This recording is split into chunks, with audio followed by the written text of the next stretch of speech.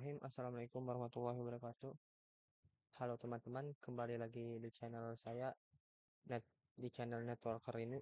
Dan di video kali ini kita akan belajar bagaimana cara melakukan konfigurasi dasar pada Winbox ataupun platform yang tersedia dari Mikrotik. Oke, jadi first of all, kalian bisa buka dulu Winbox kalian. Winbox 64 ini. Kalau sudah di-download di mikrotik.com, kalau belum download, silahkan download dulu Winbox-nya di mikrotik.com. Dan di sini saya telah menghubungkan router saya dengan laptop saya dengan menggunakan atau melalui kabelan yang menggunakan port 2 dari router saya. Dan di sini biasanya tuh kalau masih awal, masih fresh routernya, belum diapa-apain, dia tuh nggak punya password dan loginnya tuh admin. Jadi kalian bisa mengklik MAC address dari yang ada di Netbox ini. Di situ refresh, pilih MAC addressnya, lalu connect. Nah, di sini kita telah berhasil terkonek dengan Winbox-nya. Dan pertama-tama kita bakalan coba cara mengganti nama dari mikrotik kita, yaitu nama yang ada di sini RB Mary. Kita akan coba ganti dengan pergi ke sistem. Habis itu identity dan ganti namanya seperti contoh RB Mikrotik dan apply. Oke. Maka di sini telah berganti namanya menjadi RB Mikrotik. Dan jika kita lihat di new Winbox, dia juga telah berganti menjadi RB Mikrotik identity-nya ini. Jadi identity ini seperti nama dari router kalian. Dan kalau kalian lebih tertarik dengan CLI ataupun command line interface ini untuk mengganti namanya, kalian bisa membuka new terminal.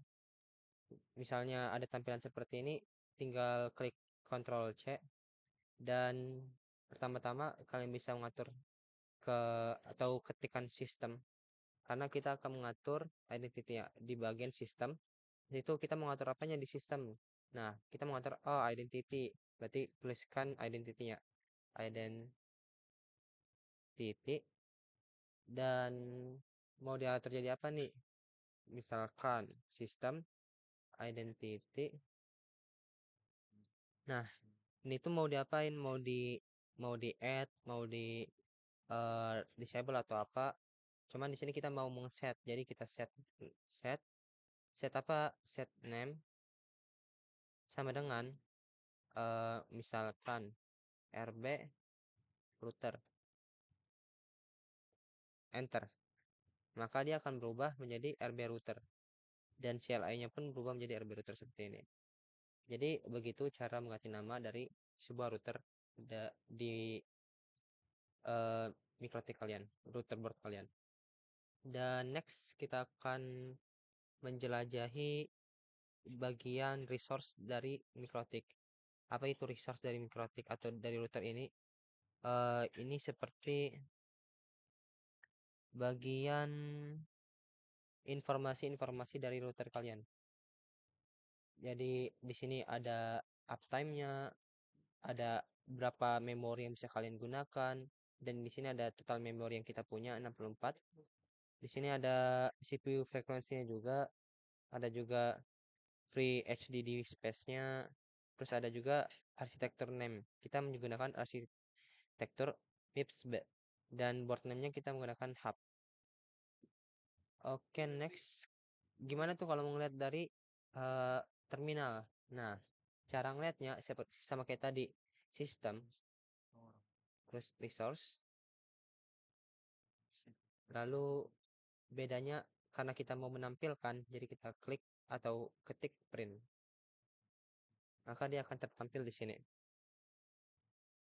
Oke, dia sudah mengerti sampai sejauh itu.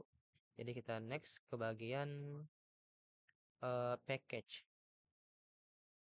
Di sini sistem terus package. Nah, buat yang belum tahu apa itu package itu kurang lebihnya seperti fitur dari router board atau mikrotik kita. Nah, di sini contohnya wireless. Jika kita menghilangkan package wireless ini, maka tidak misalnya kita nggak mau gunain fitur wireless nih, maka kita bisa disable-nya atau menonaktifkannya. Misalkan kita mau mengaktifkan fitur IPv6, kita bisa enable-nya di sini. Ataupun biar eh, hemat storage, hemat penyimpanan dari router board kita bisa uninstall salah satu dari fitur yang ada di sini. Sebagai contoh, misalkan saya tidak mau menggunakan fitur wireless, kita bisa disable kan. Dan di sini sudah tertulis schedule for disable. Jika sudah tertulis seperti ini, kalian tinggal pergi ke sistem dan uh, reboot.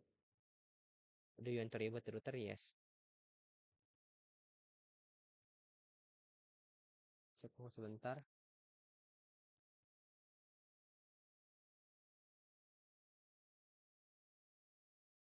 Nah, dia udah reboot di sini.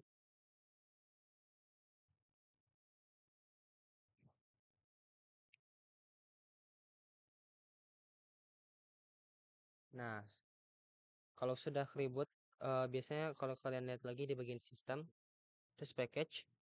Nah, di sini kita lihat wirelessnya sudah ke reboot atau sudah ke disable. Kalau kalian mau enable, silahkan enable. Ntar ada tulisan schedule for enable, begitu. Dan bagaimana kalau kita menggunakan CLI-nya? Nah, pertama-tama, jika kalian ingin menggunakan CLI-nya, pergi ke sistem, lalu package, karena kita akan mengatur bagian package, dan kita print dulu nih. Kita lihat datanya itu gimana sih. Nah, di sini terlihat ada urutan nomornya.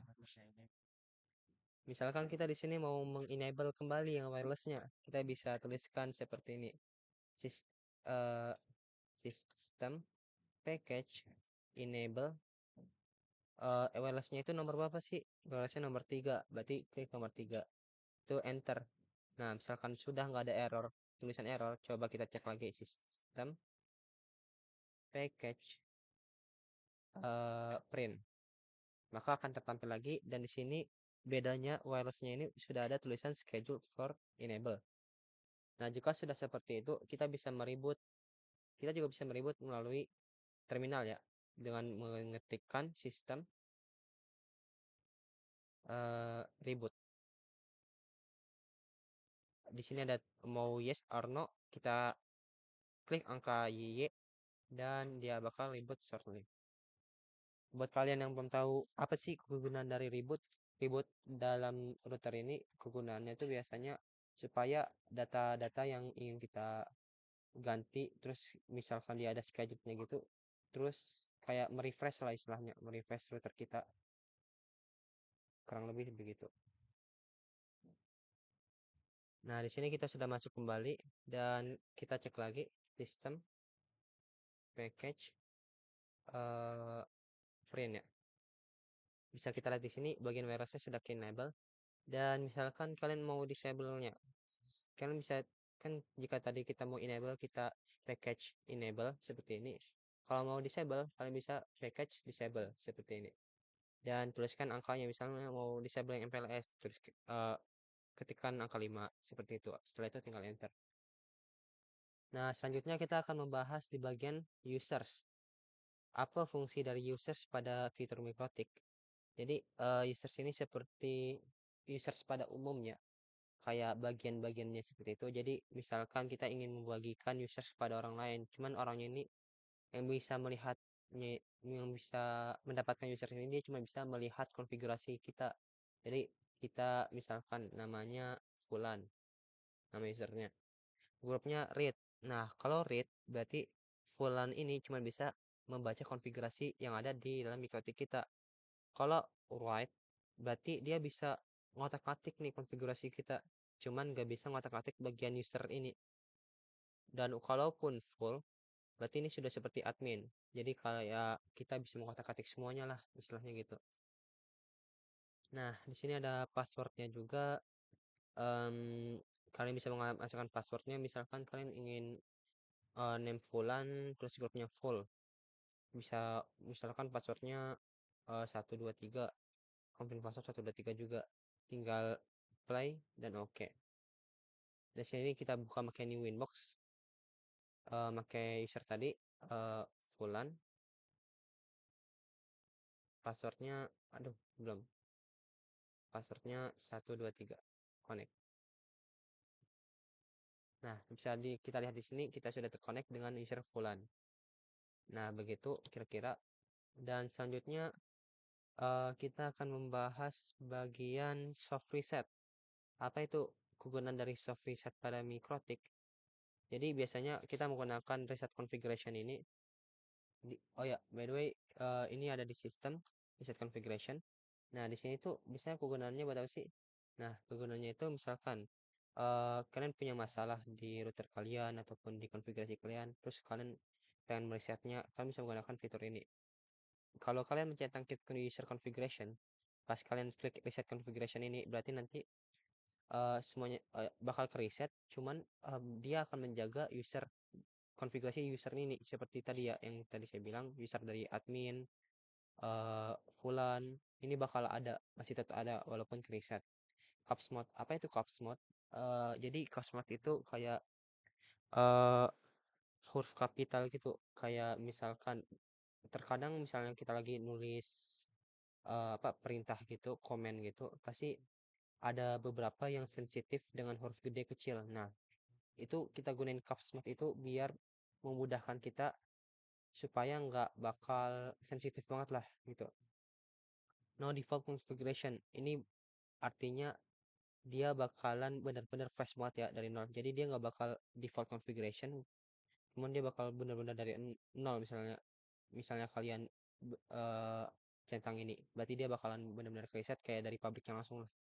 Dan misalnya kalian centang ini do not backup, berarti file backup system. Jadi di sini ada file backup juga ya. Di mana ya? File. Nah, di sini kan ada file backup. Nah, misalkan kalian uh, do not backup ini berarti ntar file backup kalian itu bakal hilang juga. Jadi kurang lebih begitu. Nah, selanjutnya mungkin pelajaran terakhir kita akan membahas tentang bagaimana sih cara membuat fitur wireless. Nah, gampang sih. Jadi pertama-tama kalian bisa pergi ke bagian wireless. Wireless sini wireless. Situ biasanya di sini masih ke disable, kalian bisa centangin dulu. Biasanya kan tadi kayak gini. Nah, kalian centangin dulu. Itu buka klik 2 kali, pergi ke menu wireless. Nah, di sini kalau kalian mau ingin orang terhubung dengan router kita menggunakan menu wireless, kalian bisa menggunakan ini station. Terus misalkan ininya AP bridge dengan SSID Fulan wireless gitu. Wireless. SSID itu buat nama dari apa fiturnya ya. Security level kita default aja untuk sekarang dan apply. Oke. Dan jika kita lihat di bagian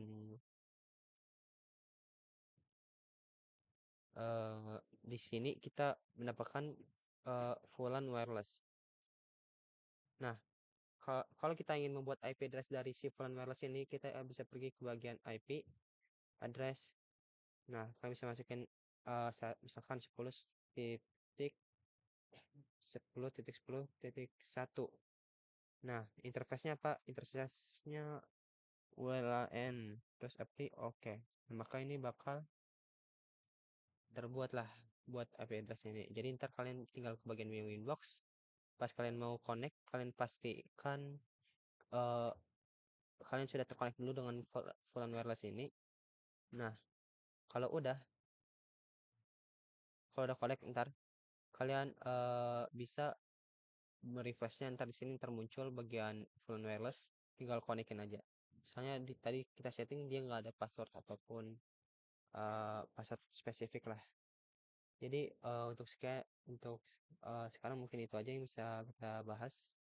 Thank you very much. Wassalamualaikum warahmatullahi wabarakatuh.